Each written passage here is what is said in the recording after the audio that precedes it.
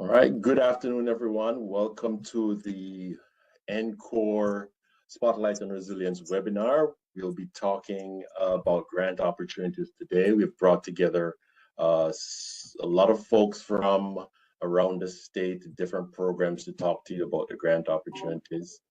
I don't expect them to have their checkbooks with them right at this moment, but looking forward to hearing a lot from them and you'll be able to ask questions. As you can see, your mics should all be muted. Please check to ensure that they are muted. Then when we get to the Q&A part after all the presenters have shared their information, we're going to ask you to come off and speak, raise your hand, indicate that you want to speak, and we'll acknowledge you. Or if you're not willing to do that, please put your questions in the chat and we will try to answer them as they come up. Before we get into the presentations, I'd like to introduce to you Dr. Amanda Martin. She's the Chief Resilience Officer for NCORE for the state of North Carolina, and she's going to share a few remarks with you. Amanda. Hi, thank you. Thanks for that introduction, and thank you everybody who's joined us here today. We know that y'all are here because you, like us, care a lot about long-term resiliency in our communities in North Carolina. I'll take a moment to introduce our office. So we work at NCORE, which stands for the North Carolina Office of Recovery and Resiliency. We are a division within the Department of Public Safety. And NCORE's mission is to help the state recover stronger, smarter and stronger. So that's our overall mission. And then the piece of the resiliency team specifically is to think about long-term resilience to hazards and climate disasters.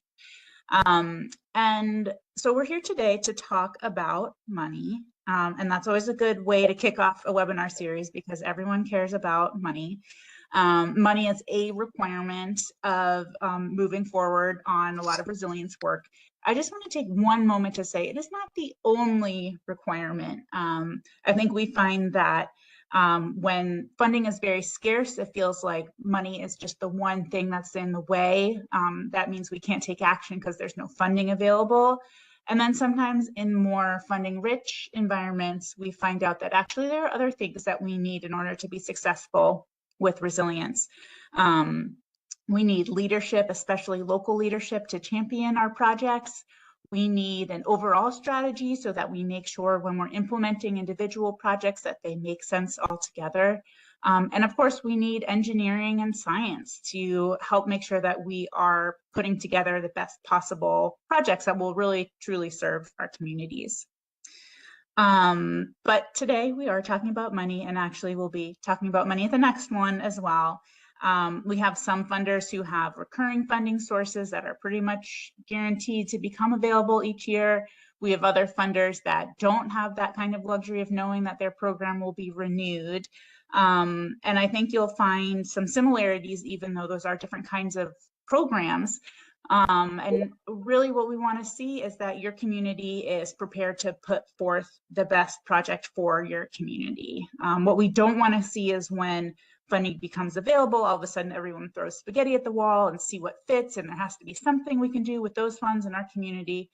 We want y'all to have the best projects or projects that you've already been thinking about that are really lined up to serve your community, that have support from your leadership, so that you can go in and get the money that works for you instead of trying to make, you know, the funding opportunity fit something that could go in your community. So with that, thank you to all of the presenters who are here today, and thank you to our audience, all of our participants. Please reach out at any time after the webinar if you have questions. We want to be generally available to folks in the state to talk about these kinds of things. So thank you, and I'll pass it back to Brian. Thank you, Amanda.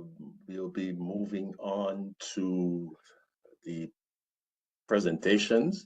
I'm going to give you a sort of a quick overview, and then we're going to ask the speakers to queue up and be ready to go. Let me share my screen with you. And here are our presenters for today. From the Golden Leaf Foundation, we'll have Casey Ginsberg, and she'll be supported by Bryn Fan and Celia Thile. And then we'll have Amin Davis from the North Carolina Department of Environmental Quality, then Kane Riggin from the North Carolina Emergency Management. I think we call him Mr. Brick. He'll share about that information for you. And then Travis Klondike from the North Carolina, I keep it's hard for me to say NC State, but we have to admit that they're an important part of the part of building our economy here in North Carolina. He's from the Coastal Dynamics Design Lab, and you will see some of the fabulous work that they have done. I am Brian Byfield. I am the Resilient Communities Program Manager, and I'll be your moderator for today. I'll be fielding questions, and like we said, questions will be held until after all the presenters have gone through. So I'm going to stop sharing and ask Casey to put up her presentation while we talk a little bit about the Golden Leaf Foundation. So the Golden Leaf Foundation Disaster Recovery Mitigation Program projects are managed by Celia Thiel and Bryn Farr. Casey serves as the Vice President and Chief of Staff for Golden Leaf and leads state appropriated programs, including disaster recovery and flood mitigation. Casey, all yours. You can get your presentation up. You're free to go. Awesome. Hopefully everyone can see my screen. I'm sorry, I'm not super great at WebEx. And thank you all for, sorry, I've taken the screen down evidently. Well, thank you all for the great introduction, for being here today. I know it's always work to figure out how to access resources to do more of the important work that is going on in your community. So thank you all for taking time. As Brian introduced my team, Celia and Bryn are with me today, and they are the program officers for the disaster recovery and flood mitigation grant programs. They're typically an applicant's first point of contact, and the person that shepherds an application through a process. So if you've been a Golden Leaf grantee or an applicant, then chances are you have met with Bryn and Celia. So those who are not familiar with the Golden Leaf Foundation, we are a North Carolina foundation that was established in 1999 after the master settlement agreement with the cigarette manufacturers. So LEAF is intentionally an acronym. It's a reference to tobacco, but LEAF also stands for Long-Term Economic Advancement Foundation. And our mission is to increase economic opportunity in rural and tobacco-dependent and economically distressed communities throughout North Carolina. We've been around again since 1999. It's our 25th year. I've been at the foundation since January 2017, joining shortly after Hurricane Matthew. So Golden Leaf primarily focuses on job creation, economic investment, workforce preparedness, and agriculture. Each priority area that we focus on has specific outcomes that we expect to gather from funded projects. And a typical project for us can look like extension of public infrastructure to support industrial development, purchasing equipment for a community college to conduct training, or applied research in the agricultural field.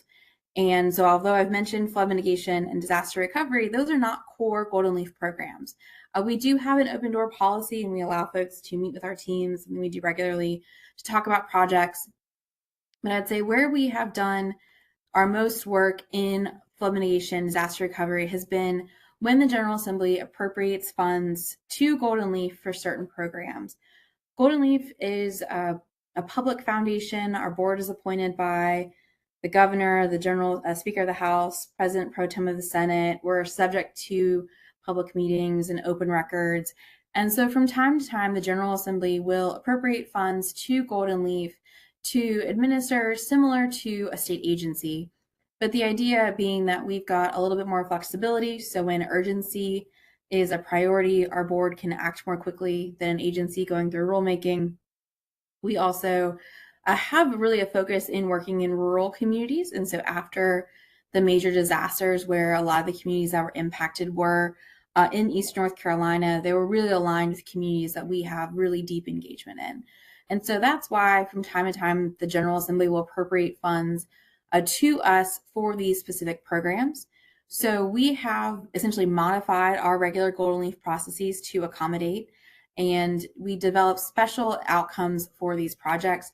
Typically, we're looking for benefiting units of households, businesses, public and private entities like churches, schools, things like that. But we do, these programs are subject to the same level of review as all Golden Leaf projects, in addition that we collect outcomes to provide and reporting to the state. So we don't currently have any programs open right now, so I'll get that part out of the way. But what the NCORE team asked us to do was share a little bit about the things we do look for, and then we'll talk a little bit about what next steps could look like with Golden Leaf. And so these characteristics of competitive projects were what was adopted by our board for the flood mitigation grant program. So whenever the General Assembly appropriates funds to us, they give a lot of latitude to our board in really assessing how projects will be evaluated. And so this was the characteristics that we came up with in conjunction with our board on how we would essentially identify which projects would receive funding, knowing that we'll receive more applications than we'll have funds available. So the first is efforts to mitigate against hazards with a frequency beyond a hurricane or other named storm. We recognize that a lot of flood mitigation solutions, we could try to solve the 100,000-year flood, or we could try to stop the frequent flooding. Our board wanted to stop the frequent flooding. So if we're looking at a frequency, is this happen more often than a hurricane or other named storm in those big frog stranglers or other kind of major unnamed storms? As I mentioned before, we look for a clear benefit for residents, business, or other entities. We want to make sure that where flooding poses a risk for life, health, and safety is prioritized. We look for a demonstrated likelihood of success and feasibility, typically with some sort of engineering or analysis by a professional engineer. I like to joke that, I was a liberal arts major, I was a political science major in college, so we are not equipped to evaluate your projects. We'll rely on NCORE and other experts to help give us feedback if we've got a question, but we're typically relying on a community to have developed that feasibility assessment. We look for current estimates of probable costs, so conducting an estimate of probable cost for a project and then requesting funding 3 years later, those prices are going to have changed. We do like to see that that's linked to a comprehensive assessment or planning effort within a community, that this is a community-driven solution, that there's been some vetting process within the community to identify this particular neighborhood or this particular area as a priority compared to other similar projects in a locality. Next is sustainable outcomes. So we don't typically fund things like debris removal or ditch clearing because the ditches get filled back up, and that's not really sustainable if you're constantly looking for money to clean the ditches. So we typically look at installation of new infrastructure or improvements of infrastructure that can help with sustainability and be regularly maintained by local government. And then finally, leveraging. We love to see leverage of non-Golden Leaf funds, so local funds, other funds from other grant sources, and then certainly in times of disaster, we're heavily focused on not displacing available FEMA public assistance or insurance. Characteristics of lower priority projects, so things like prevention of flooding that has not yet occurred, general projects for climate resilience, or other improvements that are not associated with direct impacts from flooding have tended to be a lower priority for our board. That's not to say it's not important. It's not to say it's not, we don't understand how critical it is to the overall ecosystem. It's just that where our board has felt most comfortable has been in those areas that I mentioned before as characteristics of the competitive projects. And so really the best ways to stay in touch with us about open opportunities is to subscribe to our newsletter.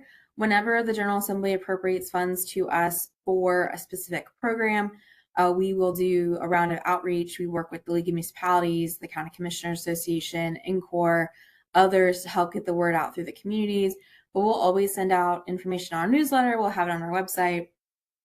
We do want to make sure that the word gets out. We keep an email list of folks that regularly been in touch with us that we'll send it out to. because at the end of the day, it's a bad outcome for us if there are projects that weren't aware of our funding opportunity.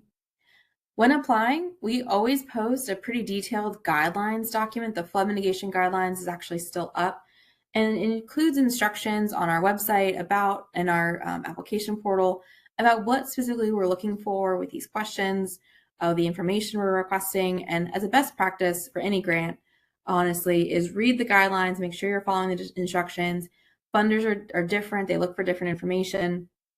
And so it's not going to be one size fits all for funding opportunities. Your application for DEQ may not be exactly what Golden Leaf is looking for, and vice versa. And as I mentioned, Golden Leaf has a preference for construction over planning in most of our programs. However, in some of our state appropriated programs, we have funded planning where there has been construction funding available. We're helping to fill a gap. And so that is, again, where our funds typically are. I'll just leave it here on our website, goldenleaf.org. You can navigate to all of our available funding programs, including the flood mitigation program. We also have a grant search available where you can search prior funded projects. Really, all information that you want is going to be on our website. And with that, I will turn it back to Brian. Thank you very much, Casey. Casey has brought a team with her. Bryn and Celia are here, so don't hesitate to get your questions in. Again, questions will be done at the end of all presentations. Please jot them down or put them in the chat, and we will get to them. But she certainly has a team that can answer most of your questions, if not all, at this time.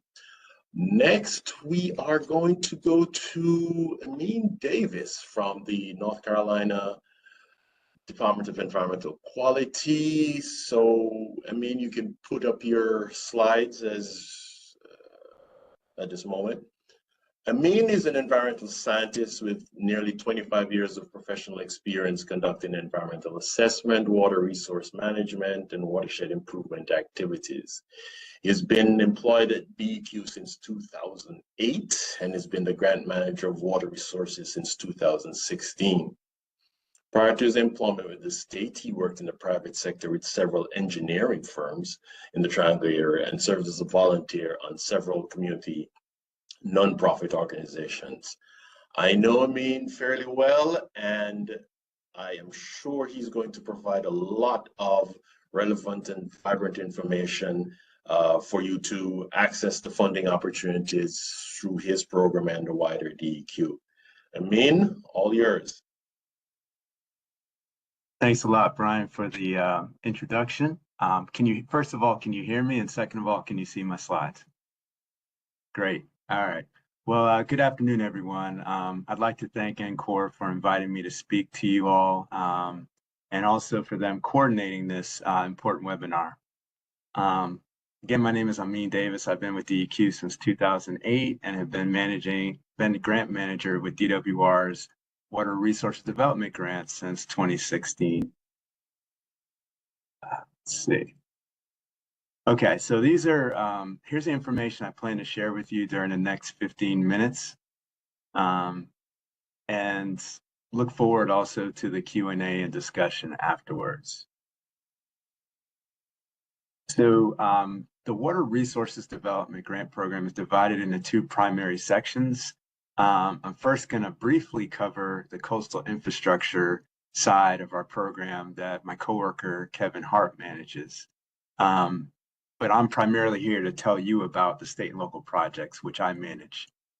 These are the three kind of project areas under coastal infrastructure. And some of these projects are considered resiliency and ecosystem restoration projects. So they're projects that fund stream restoration, stormwater control measures, and dune restoration. However, most of these funds go towards dredging, coastal navigation channels, and beach nourishment projects. So if any of you want to learn more about coastal infrastructure projects, Kevin's contact information will be on the last slide with mine.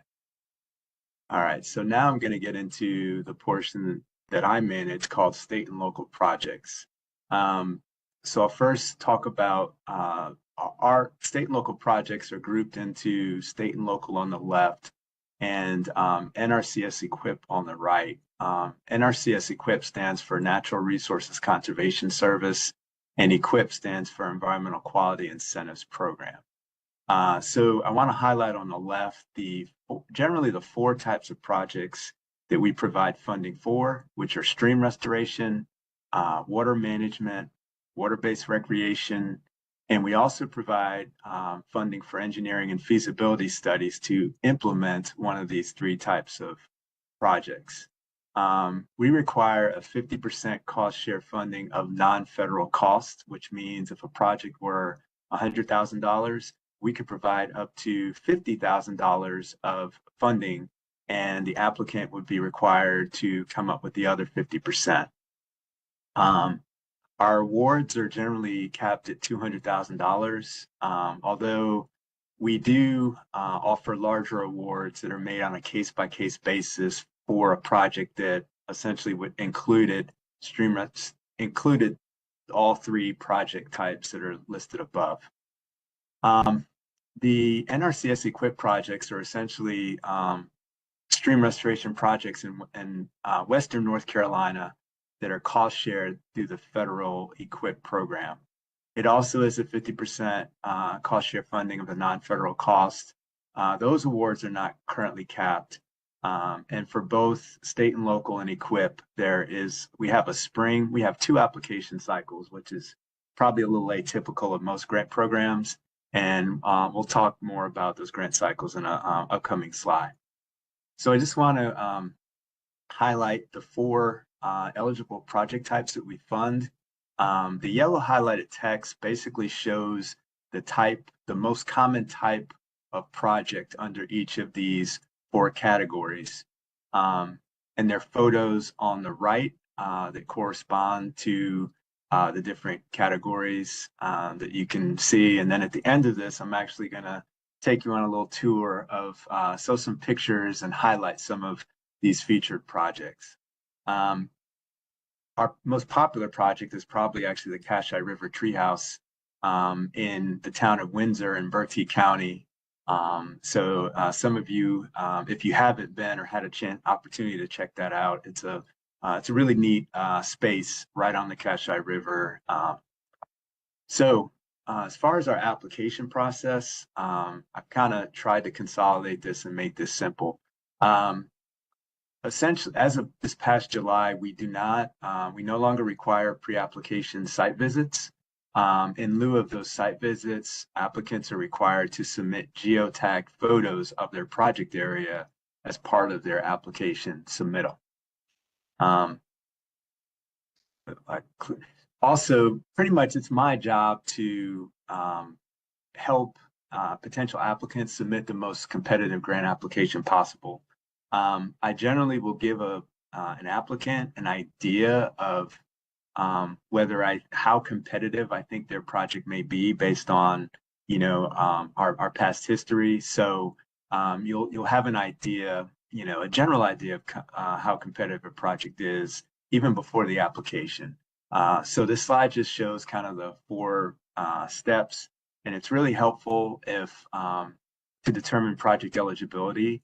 If I have a conceptual plan or map, it doesn't need to be engineered design drawings or anything super detailed at the application phase, but it will help me with determining eligibility, particularly if it's maybe an atypical type of project.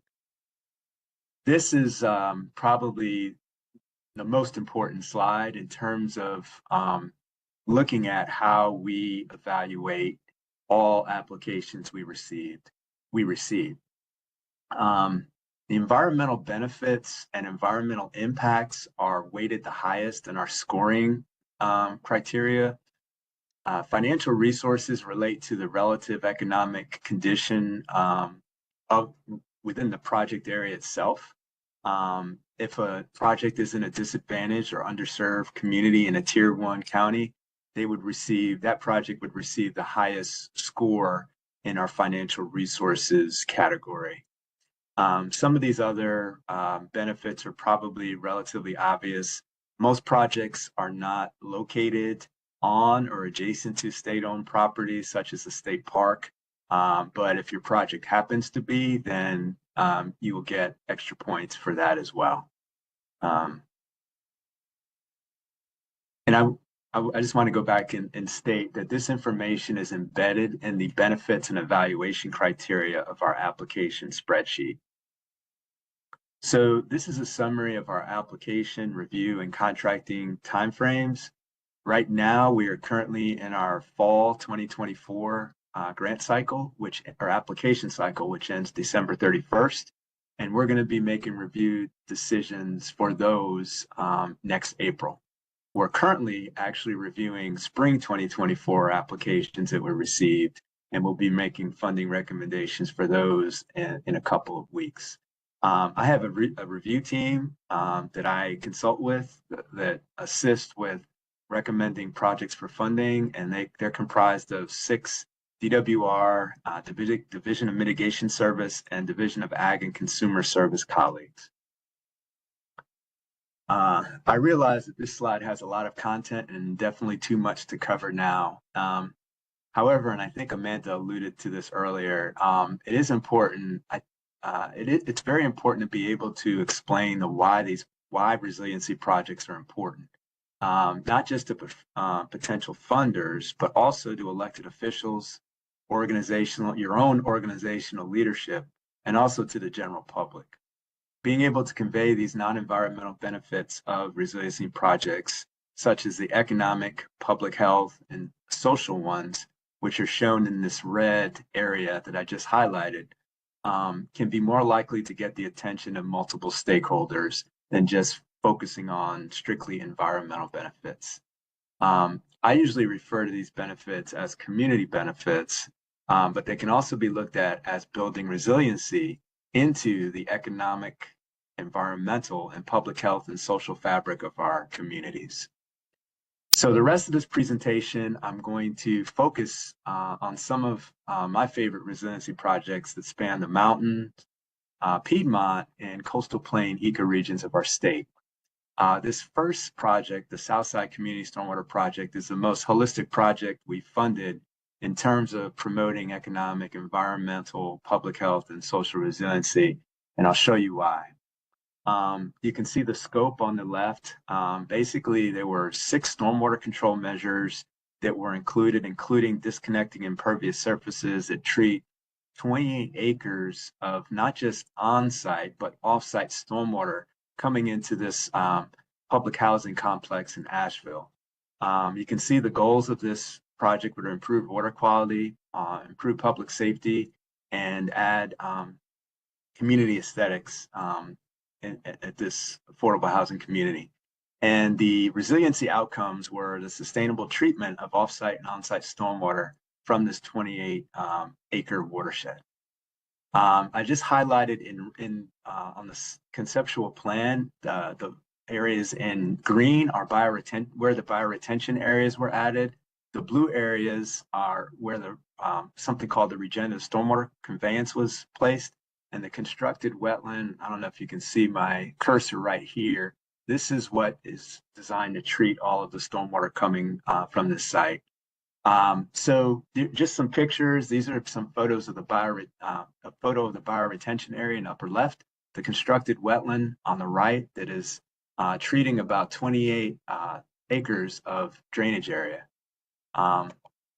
Some other photos on the left, there was a concrete ditch after the RSC, which stands for Regenerative Stormwater Conveyance, was put in. An RSC is similar to, it's kind of a combination of stream restoration and a bioswale for you stormwater people. They also, you see a photo of the concrete ditch, and then stream restoration was done in the downslope portion of the RSC. And then these are just some other photos. I do want to point out the photos on the left. So this project the beauty of this project is that it addressed stormwater and water quality issues, but it also fixed a public safety concern and incorporated other amenities that the residents of this housing complex wanted to see incorporated into the design of this project. So on the left, before the project, this area used to be a sheet of ice in the winter because of water just seeping into the parking lot. You can see that issue was addressed here. As part of the project, they also incorporated some benches, trash cans, and improved the walking trails in this complex. So I was going to play a video, but for the sake of time, I'm not. We're going to move on to this project at the Hickory YMCA. I'll let you all just kind of look at the scope of this was to, you can read the scope, the goals, and the resiliency outcome. The success of this project, in my mind, is that it really opened up the benefits that can be the flood control benefits that can be realized through a relatively small urban stream restoration project. Essentially, before this project was done, the YMCA maintenance building right here would flood after a 2-inch rain.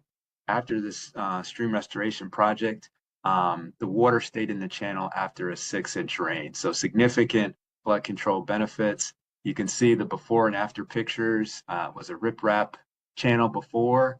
Afterwards, you can see the vegetation, the plantings, the riprap was removed.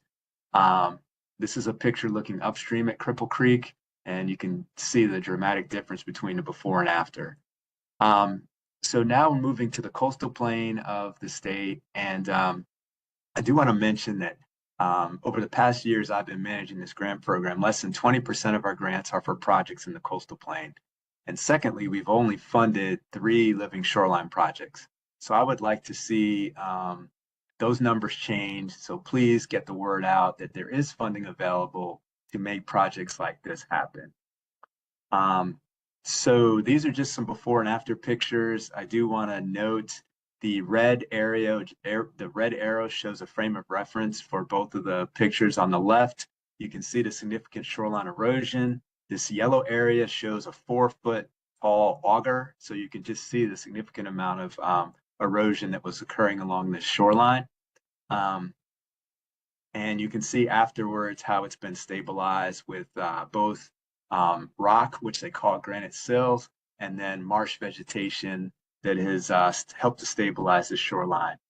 I do also want to point out there's an arrow, that yellow area shows a breach in this photo taken in March 2018 in this peninsula.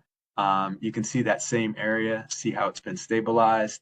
And this is essentially kind of the living portion of a living shoreline where it creates habitat as well as structural integrity for the shoreline. I know my time is drawing short, so I'm just going to briefly mention we also provide funding for feasibility studies.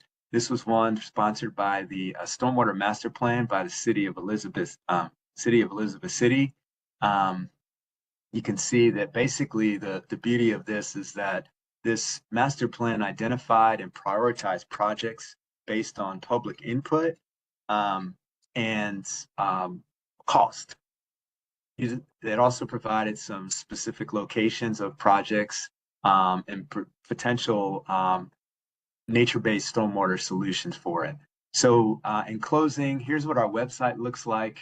I do want to draw your attention to the links that are in red that have our grant awards. You want to find out more about those. We also have related funding sources, additional resources, and story maps of our featured projects that will hopefully be updated in the next month or so to build off the work of a summer intern. So in closing, me and Kevin's contact information is at the top. Thank you very much for your time and attention, and I look forward to hearing from upcoming speakers and further discussion during our question and answer session. Thanks again. Thank you, Amin. Very informative. And I'm encouraging folks to reach out to the division and the department and have conversations around projects, availabilities. As you noted, some of their timelines are a little different than everybody else. So go to the website. My colleague, Nicole Goddard, just put the link in the chat. So please make sure you follow up and find out and ask more questions. I'm going to put you over to talk to who I refer to in the start as Mr. Brick. Kane Riggin has led the Brick program since it started in 2019. He also serves as a grant panelist for the U.S. Departments of Labor, Education, and Agriculture, as well as various state and foundation programs. If you want to know about what's been happening in this regard in the state, this is the person to speak to. Before I hand it over to Kane, I just wanted to say, Kane, please share with folks how successful the North Carolina BRIC program has been relative to other states. We have done a fantastic job in helping folks do applications, improve applications before they go in and so on. So Kane, please do share the success with everyone. Kane, all yours. I appreciate that. Of course, I'm going to brag. That'll be a part of my presentation. That's slide number 5. But anyway, I wanted to just give you a real quick 10-minute briefing of this program, actually 2, our flood mitigation assistance program and also our BRIC that Brian was telling you about. And, you know, one of the reasons why I want to start with the flood mitigation assistance program is that one is based on the National Flood Insurance Program and the repetitive loss properties that we have across the state. In fact, I see that a couple members that are joining us today are the folks that are working in a grant-funded position to help homeowners apply for these grant opportunities. What you're seeing there is a part of that grant application that I put together. We won $1 million from FEMA in the 2022 round to put 4 directors in each of those coastal COGs, well, 1 person in each of those 4 coastal COGs to help homeowners because this program is undersubscribed. There's more money available in the program than what has been awarded each year. And what we are finding in North Carolina is what you're seeing there is that the locals will put in an LOI and we say, okay, great, we're glad that you have this many homeowners that are interested in taking advantage of the opportunity. But then when it gets to the time of the full application, we were falling short, mostly because of capacity at the local level. I mean, you got to go door to door to explain to these homeowners what their cost share is, if there is one, and what the benefits are. What's it going to be like for you to elevate your property above the flood elevation? And so that's what these folks that are housed at the COGs are there to do, is to interface with the local governments. So if you're joining us from a local government and you're in one of those coastal COG communities, I'm going to share with you those 4 contacts. Right now, those people are really just in the phase 1 and phase 2 of this slide that I'm showing you and running aground on some of the obtaining local government nods. In other words, getting the local council to understand, hey, we want to reach out to these homeowners to let them know that this opportunity is available for the federal government to pay to mitigate the flood risk on their home.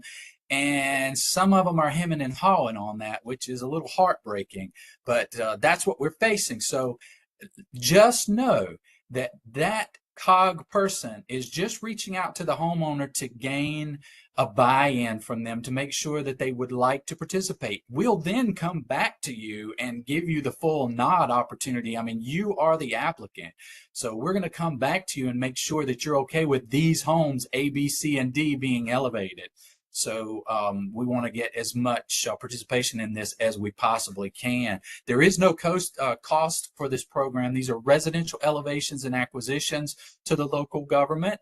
Unless the local government decides to help out the homeowner, those costs are homeowner costs as far as the cost share. And it is a reimbursement program. And it's important for you to know that there's income off of this, a 5% project management cost.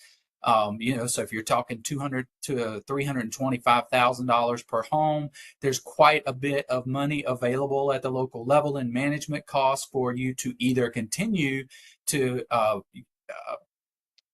work with the COG to manage these projects all the way through to completion, or to do that at the local level. So that is very important for you to know. Let's see.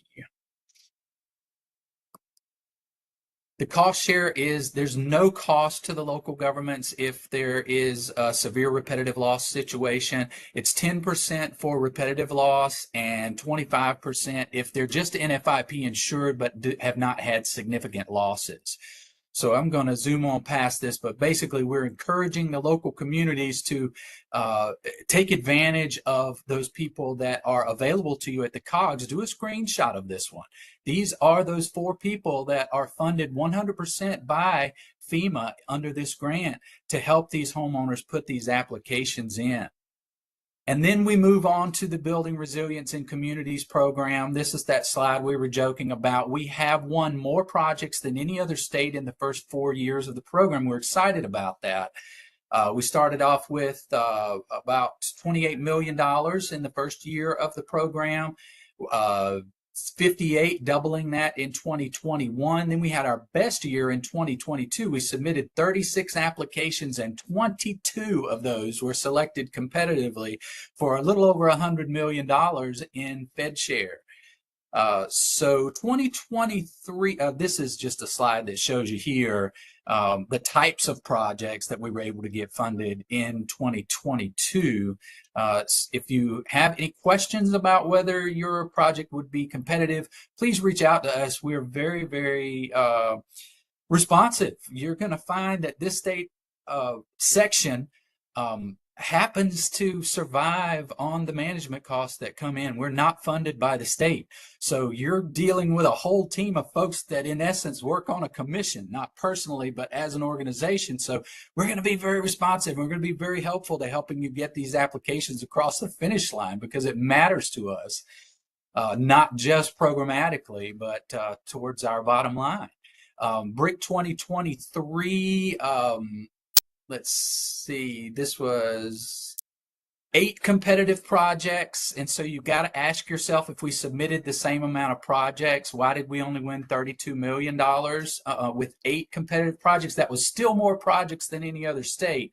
But I'm just going to point you to the governor's website.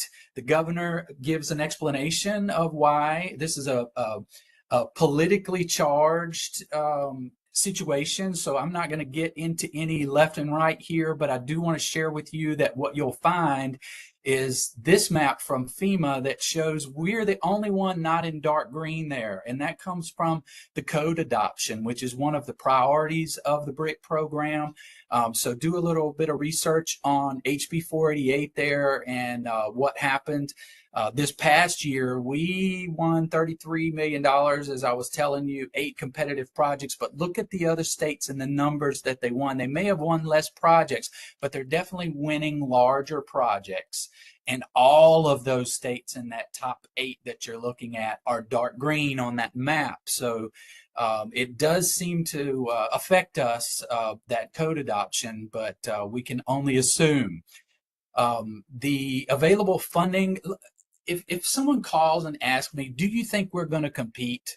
Is our project good enough?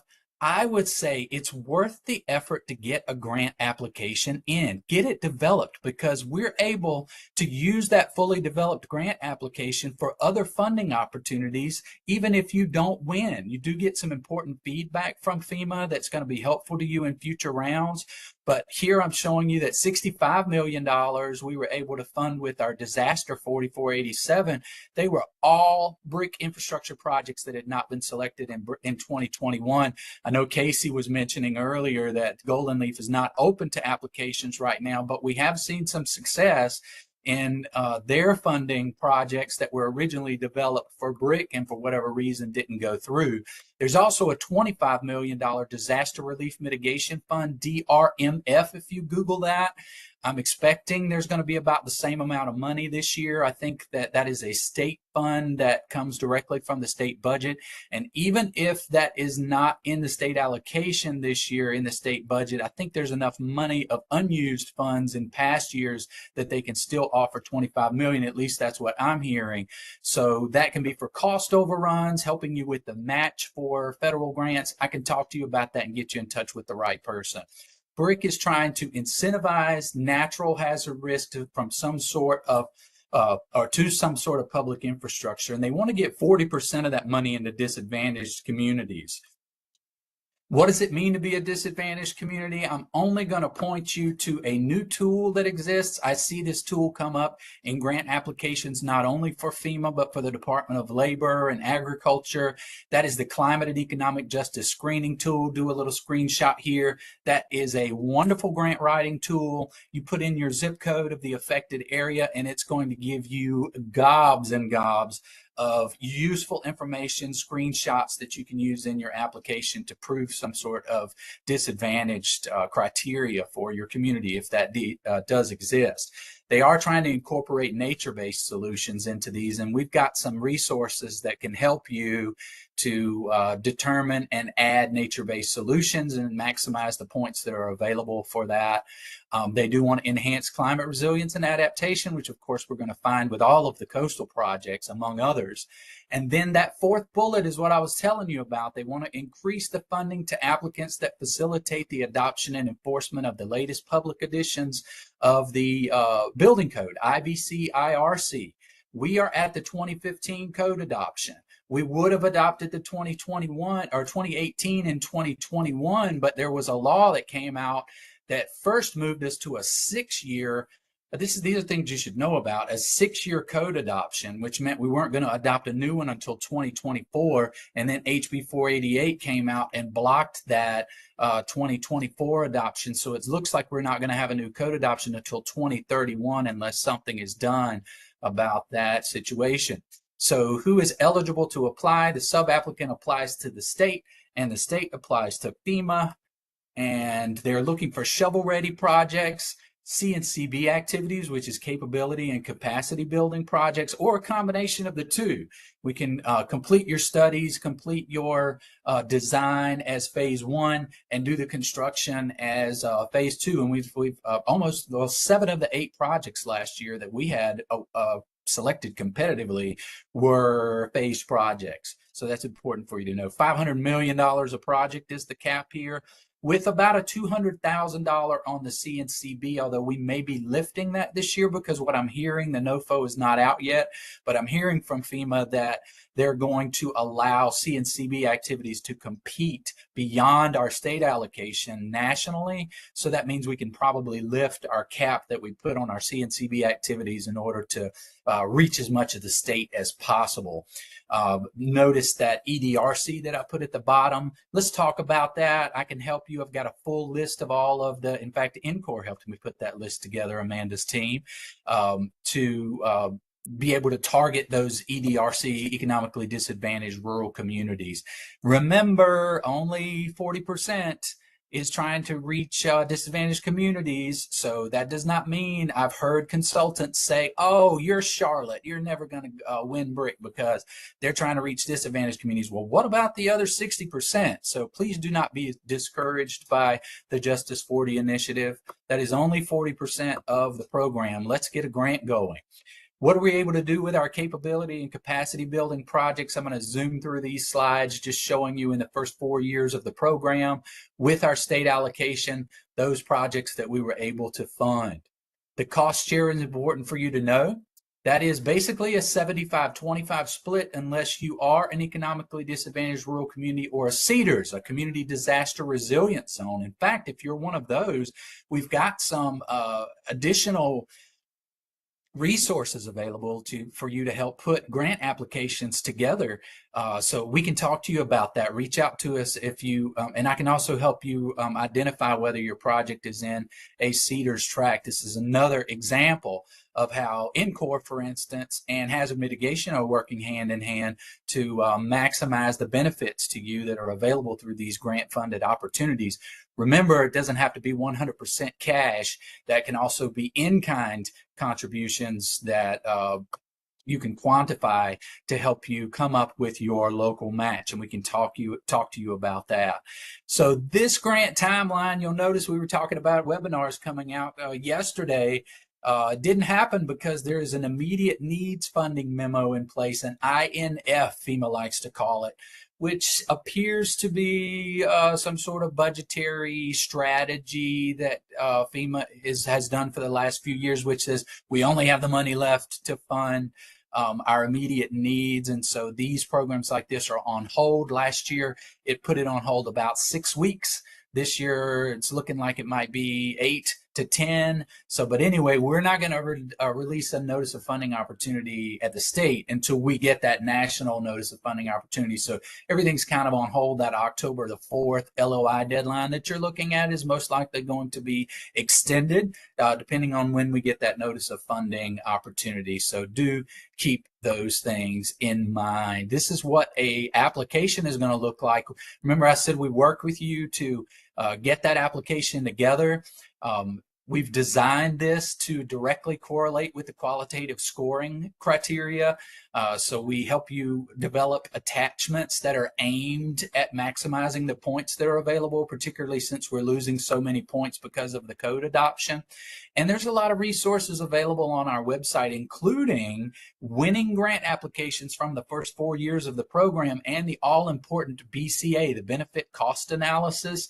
That is the toughest part of the application, in my opinion, although the person that's going to talk to you next, Travis Klondike, has been probably one of the most winning people, not probably, one of the most winning guys in the state in putting a BCA together that gets funded. So we do share past winning BCAs with you to help you have a leg up in making sure that you're not getting your project booted because of deficiencies in the benefit cost analysis. So that's my boss there, Steve McGugan. You can reach out to either one of the two of us if you have questions. We've got another thing coming up. I don't know if I'll be still on for the Q&A or if my supervisor Jason will jump on, but if not, please email us. Like I say, I'm always responsive. Call us. We'll have a meeting with your council. We'll answer any questions that you have to help you get an application together. The feedback that comes from a losing application will help you to win in a second round of funding. That's very important for you to know. Back to you, Brian. Thank you, Kane. Thank you indeed. I just wanted to reiterate for folks that you see how much success we've had, and there's still money available. There's still money available. Please work with Kane and the team to get your applications in. I have worked on some of these, and the two-step process that we have as a part of the state, where you send in the application, there's review and recommendations and sent back to you to improve, has worked wonders for the state.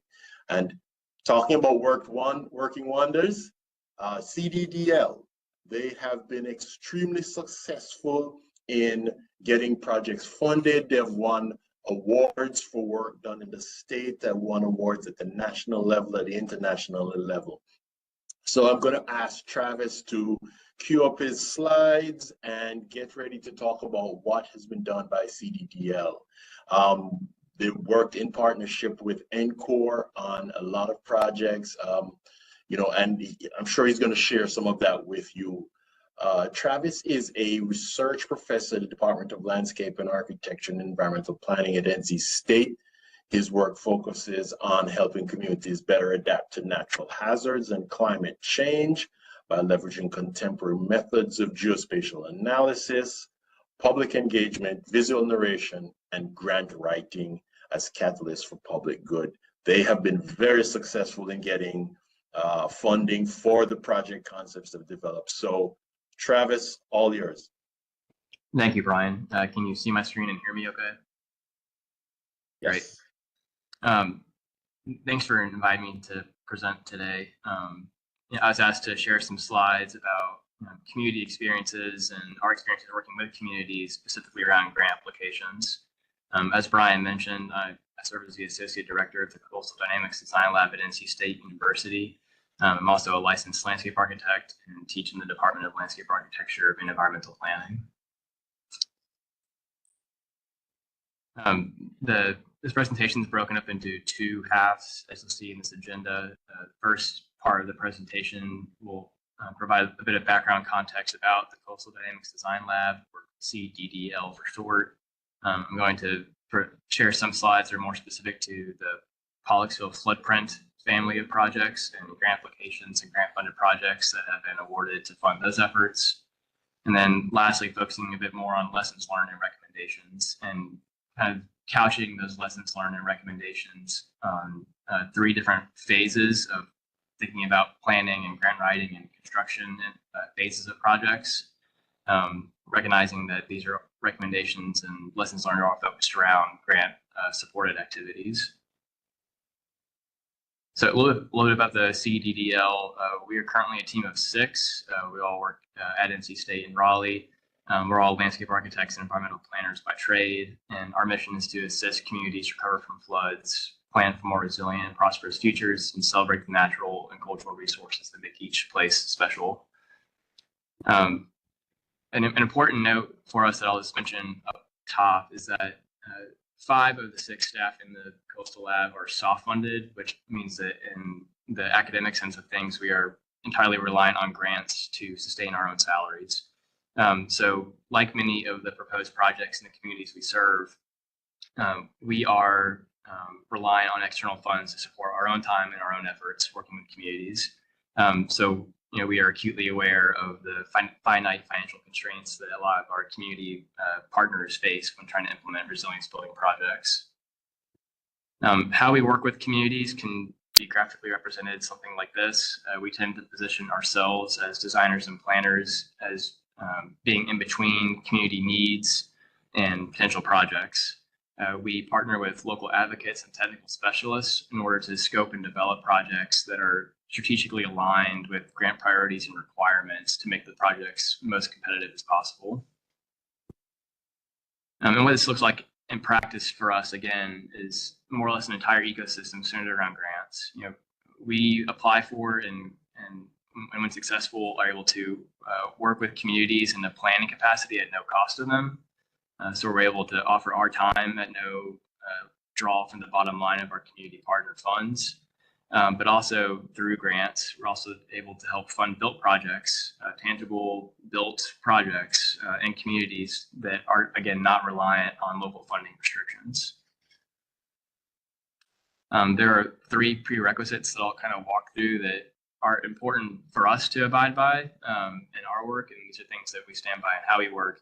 But in recognizing there's also a lot of local leadership representation on this call, we feel like these are things that consultants and private sector partners should have in mind when working with community partners and developing projects similar to what I'll share in Collegeville. So 1, a prerequisite is a fit. We believe in committing to filling service gaps, and that holistic solutions require scales of focus that have historically been absent in small and rural communities, which we tend to work in.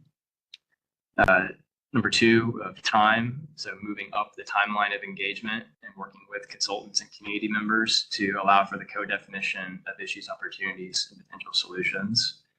And then 3, establishing financial firewalls that protect community resources by having designers, planners, and hired consultants play an active role in helping identify and securing external sources of project financing. This burden should not fall entirely on local leadership and elected officials in order to find these resources. Consultants are able and many are very successful in helping attract these resources to projects. So again, graphically, this first prerequisite of fit, generally speaking, in the hazard mitigation world, there's this kind of deficiency of projects at like the city and townscape scale. There's a lot of projects that can happen at the parcel or building scale. So think of like buying out a single property or elevating a single house. And then also at the county or watershed scale. So think of these like hazard mitigation plans that are required to be compliant with FEMA regulations. But what's missing in a lot of the small and underserved communities where we tend to work are things that look at like a business district or a neighborhood or a stream. Things that can be at a bite-sized project scale that are greater than an individual house, but smaller than a whole county plan study of things. And then time. If you think about the kind of typical relationship between a city and town or a designer and planner, generally speaking, that relationship is established through the release of RFQ or RFP for services in which there's a single community need and project identified for the designer or planner to respond to. But by moving up the timeline of engagement, the city and town can work together with the designer and planner to identify multiple community needs, scope multiple projects, and work together over a longer time horizon to see these projects through to the finish line. And then last, with the money prerequisite, we strongly believe that, again, it's not the sole burden of our local partner communities to finance projects. There are external grants available to help with these costs. And so being transparent about that upfront with consultants is important, but also recognizing that consultants can provide the service too is important. In the way that we work, there's a mutual interest in cities and towns going after grants and us helping them go after grants and then seeing those projects through. And there's mutual interest there for us to help cities and towns, and grantors want to support those efforts as well. So I'll walk through some of the projects in the Pollocksville floodprint that kind of show how these prerequisites go into action. For a little bit of community context for those not familiar with Pollocksville, Pollocksville is a community of about 300 people in Jones County, surrounded by agricultural lands and bordered by the Trent River. In Pollocksville and in Jones County more broadly, there are a lot of structures that are in the special flood hazard area and also lack insurance, and so there's a high level of vulnerability to flood. And so when events like Hurricane Florence happen, it creates a significant strain on the community and really draws into question the long-term viability of commercial districts, entire neighborhood and blocks of the community, to recover and successfully become more resilient following floods of this scale. And then further creating a barrier to recovery is that Pollocksville exists in a number of counties in the state that both have very low population density and very low county level capital expenditures to build infrastructure projects. So all these counties highlighted in pink here are ones that, because of low population density and of low capital outlays to fund projects, there's a really high level of unmet financial need to build resilience building projects in these communities. And so these are the ones that, if hit by natural disaster, have the hardest time self-funding projects to build back more resilient. So the Pollocksville Floodprint Plan, again, is is in a scale of project that connects into existing initiatives, but also, again, it's existing at the neighborhood and townscape scale of focus that I mentioned earlier. We're not looking at the entire county. We're not looking at just an individual parcel. It's something that's a bit more in between, and it's of one that can be cut up and divided into multiple projects that I'll walk through here shortly. So again, this is the entire plan, but it's broken up into 4 different phases. So project 1 was constructed wetlands in the boardwalk at the Riverfront Park, where the town hall used to be. Town hall was since relocated and then created a vacant lot at the Riverfront Park site.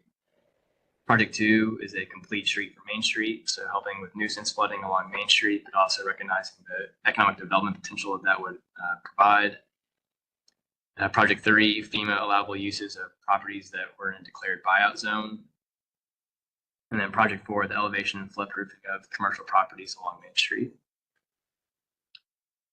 These are all guided by community input throughout the process. And the way in which we delivered the technical report at the end is that it was a series of cut and paste products that were strategically generated to align with grant programs that were targeted during the Pollocksville floodprint planning process. And so you could literally cut and paste certain paragraphs or certain pages from the report and directly apply them to grant programs. So I'm working with town leadership. It really cuts down on the time and effort to submit competitive projects to external grant programs. But all this takes a really long time to manifest and to implement. So this is what's shown here is about a 3-year timeline just from the start of the floodprint project to the end of last year. And what this graphic is showing is, in gray on the left, when we were engaged in a 12-month planning exercise.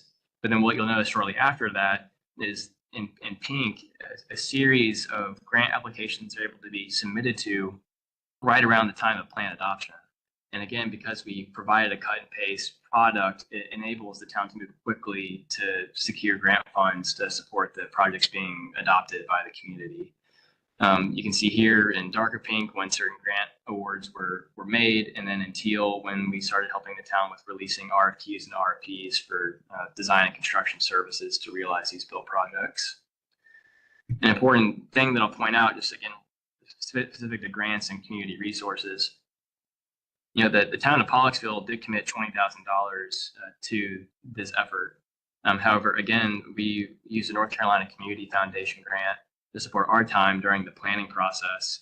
And when the town did commit $20,000, it came at a time where it could be up leveraged to a degree, in essence, 20x of their investment, because we've been able to help fundraise over $2 million to this community. So, again, we've recently completed the installation of phase 1, the constructed wetlands and boardwalk at Riverfront Park. We recently completed phase 1 of Main Street improvements, and phase 2 is actually about to kick off next week. And then the last phase of the project, the elevation and floodproofing of commercial properties along Main Street, we recently received the FEMA BRIC grant agreement from NCEM and are moving forward with the RFQ and design and permitting process of this project right now. We've been able to repeat this process communities across the state through assistance provided to us from NCORE to help with planning and grant writing services to some of these community partners. And again, this is what's shown here is a list of the different grants that we have helped communities apply to directly related to the floodplain projects being proposed in each. So in Lumberton, Princeville, and Pollocksville, these were largely supported by the North Carolina Community Foundation as proof of concept communities that we have continued to work with up to present day in many cases. And then starting in 2023 with Whiteville, we're able to move through a series of current and upcoming floodplain exercises with additional communities.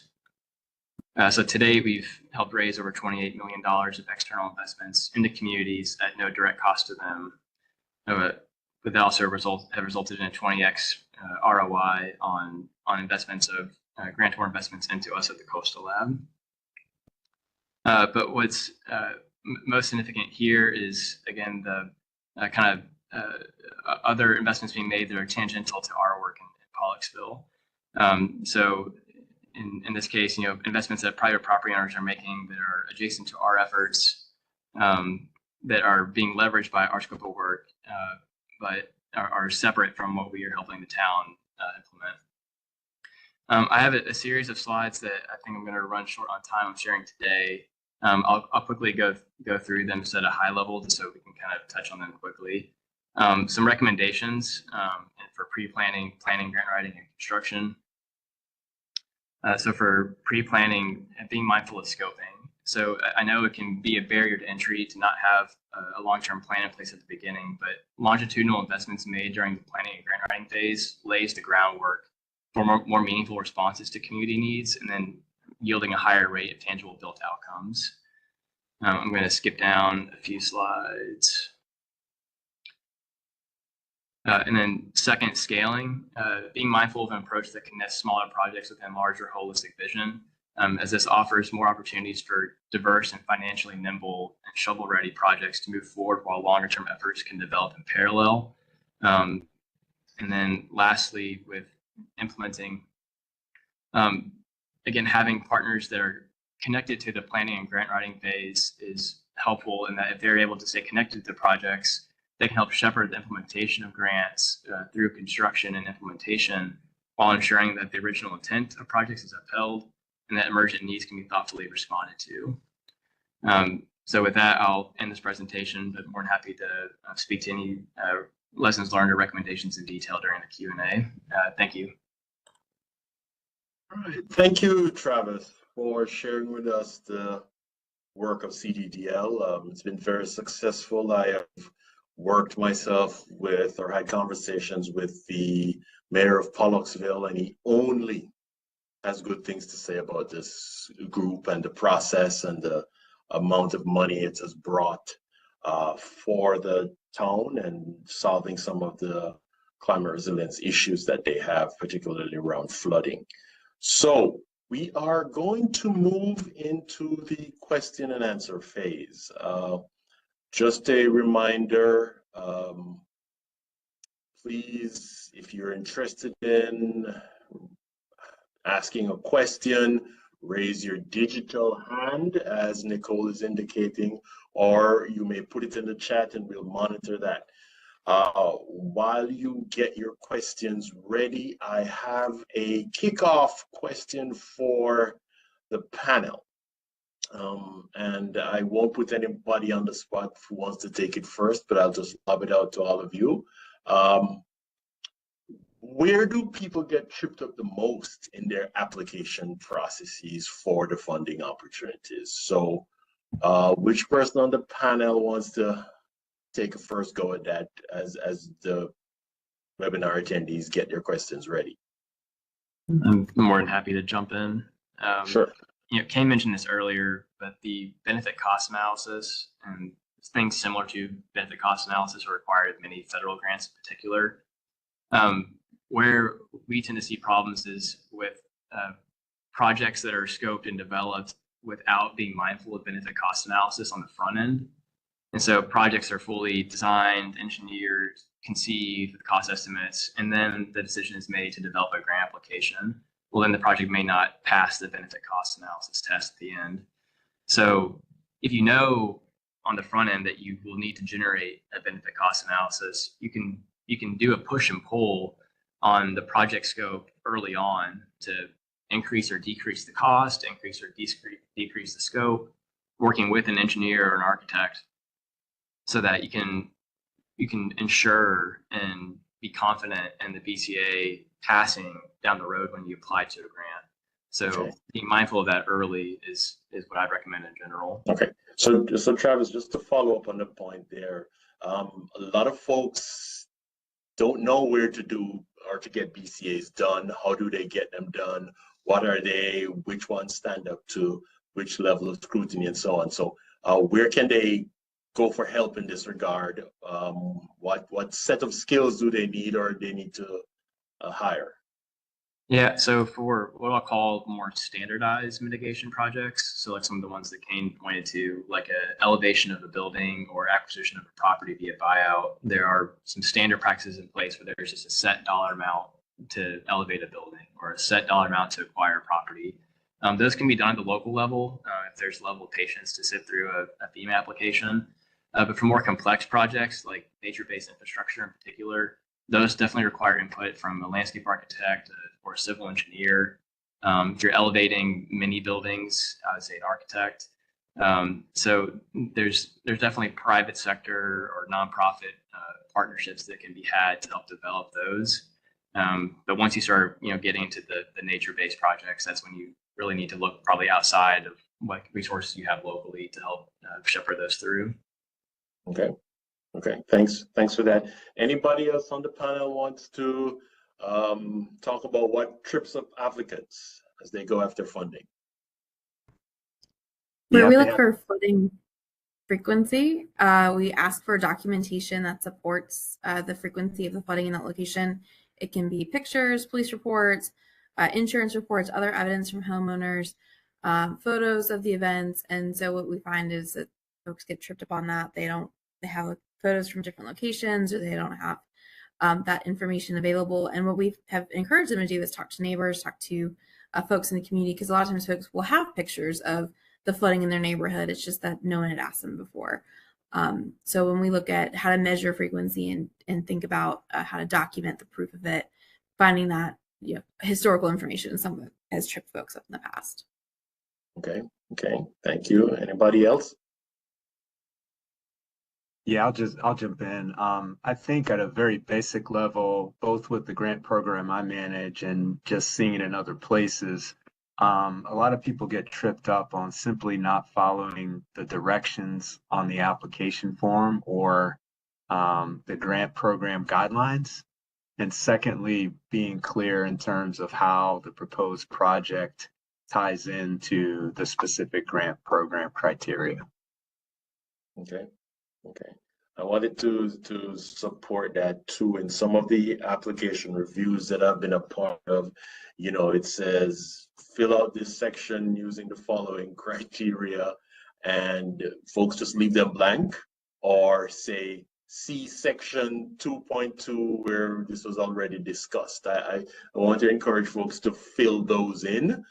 Remember that you're often, especially when you're doing national applications, you're competing against everybody in the country, and the readers are going to move on very quickly if they don't see the information that they requested of you. Anybody else wants to add anything? And Nicole, I'm not seeing any hands. Are there any questions in the chat? We don't yet have any unaddressed questions in the chat. I think one question I think from Alicia earlier, and Travis, you responded to have her reach out, but perhaps you'd want to address more generally how communities get connected with and work with CDDL. Sure. So again, we operate under a premise that we will not receive funds from local units of government to do our work. So the ability for us to work at no direct cost to communities is something that we abide by strongly. Currently we have this significant funding from NCORE for us to work in select counties, predominantly in the eastern part of the state.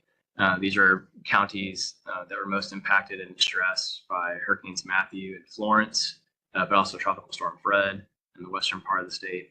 And so, if you are a community generally, I'd say in the eastern third of the state, we do have some capacity right now to be able to offer assistance over the next year or two.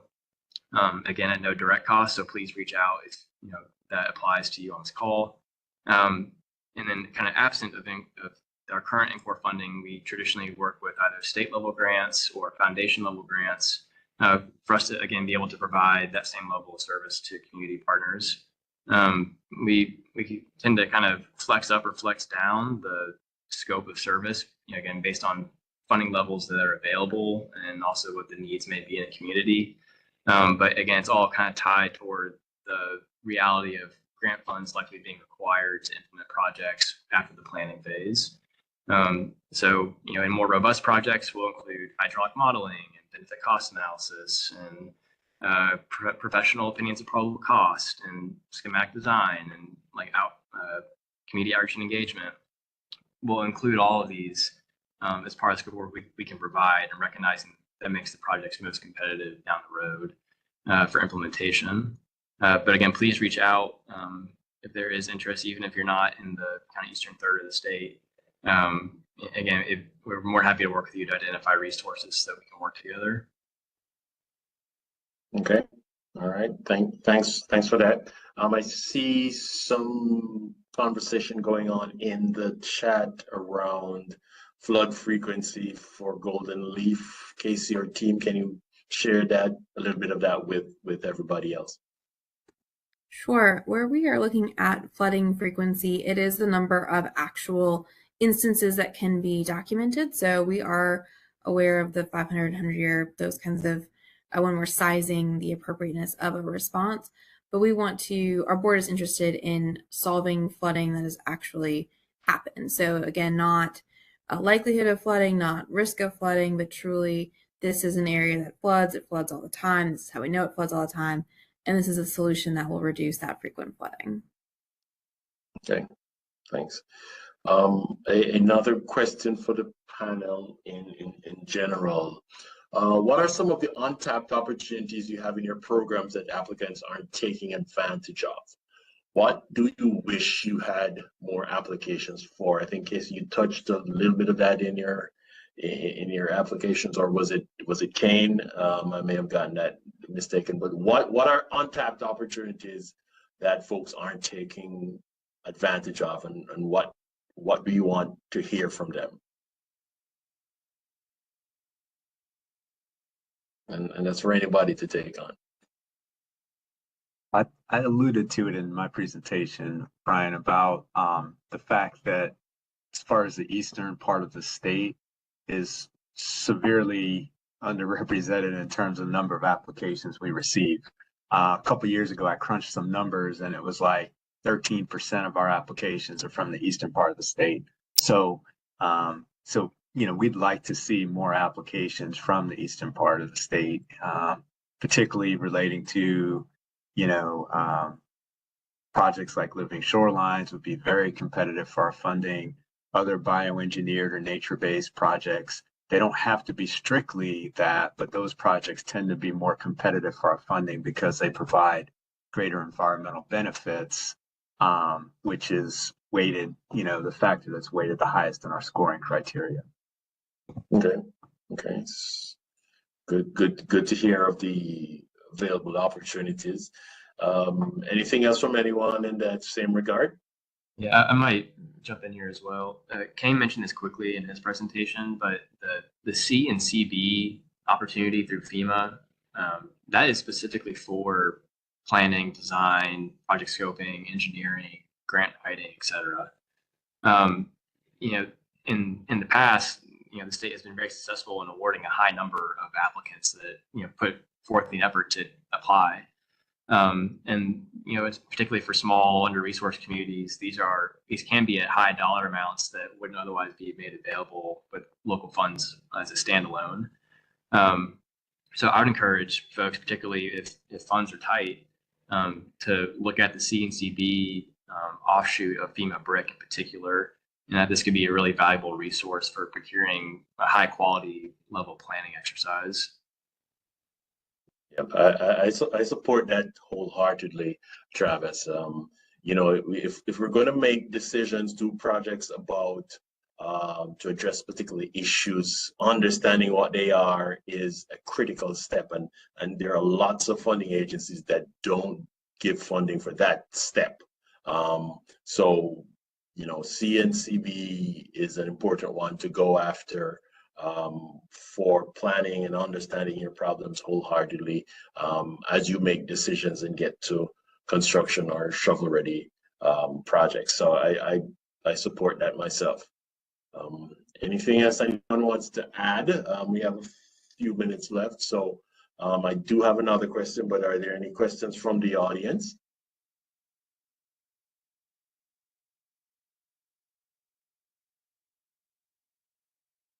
All right, as I don't see any hands or any clamoring for responses, I wanted to ask the panel in general to share a little bit about what do you think the funding landscape looks like in the next 4 to 5 years for projects of this nature related to resilience in the state, federally, at the local level, from philanthropic organizations.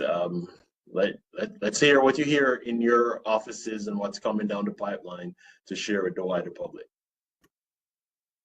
I can jump in. So Golden Leaf, the flood mitigation program, was the result of a lot of advocacy work from folks in the communities and the American Flood Coalition, others working to put more of a legislative effort in North Carolina on resilience. And so that's how the flood mitigation program came to us. In the past, our disaster recovery funding had all been following major disasters.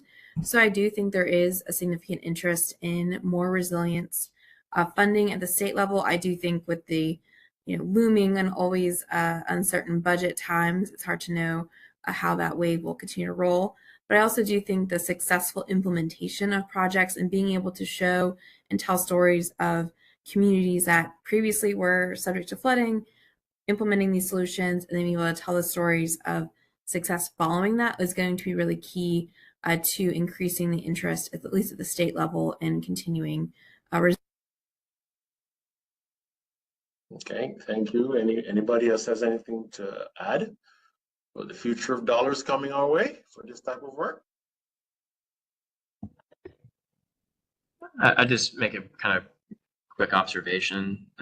So whenever there's a federal disaster declaration in a county, like following Hurricane Matthew or Tropical Storm Fred, whatever it may be, that makes eligible impacted property owners for mitigation funds.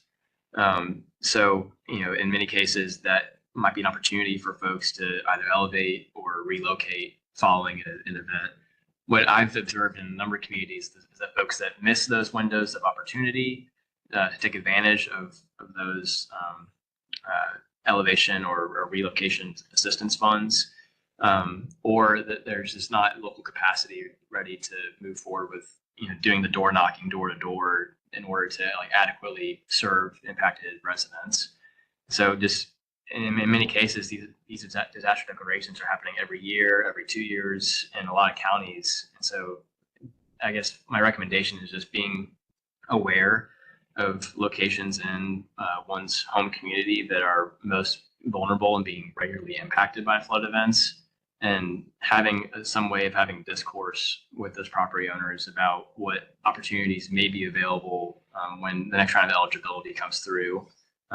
Again, time and time again, we see lots of frustrated and disappointed property owners that felt like they would have done an action but weren't aware of the opportunities that existed. So having open dialogue with the most vulnerable and impacted members of one communities about these programs in advance of even the events happening themselves, something I'd in general recommend. Okay, all right, thank you. And thank you to everyone that participated and shared their information today. There are a couple of things I'd like to just share with you before we hop off and go to our next meetings. We have additional funding opportunities, additional grant webinars coming up. We have one on September 30th, grant writing and grant assistance.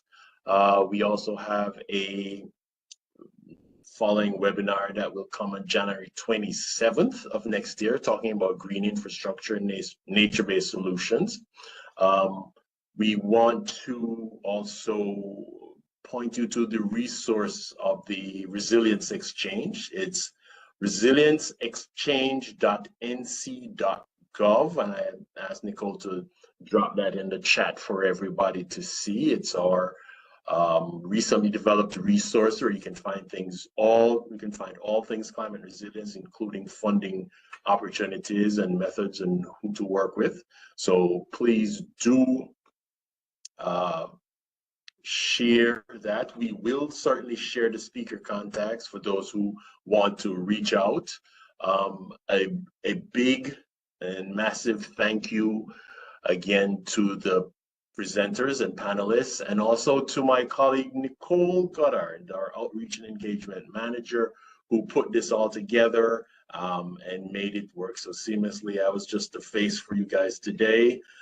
She has done all the work to make this possible, and she's organizing the upcoming events. I want to share one more screen with you, and hopefully it goes through before you disappear. My computer says it's trying to share about the Resilience newsletter, an opportunity to,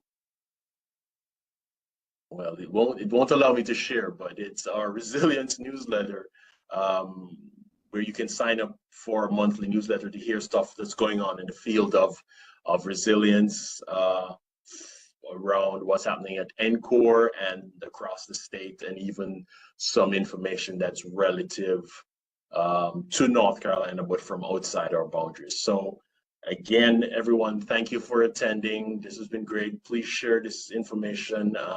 We'll make this available to you as we go forward. So thanks again, and see you soon.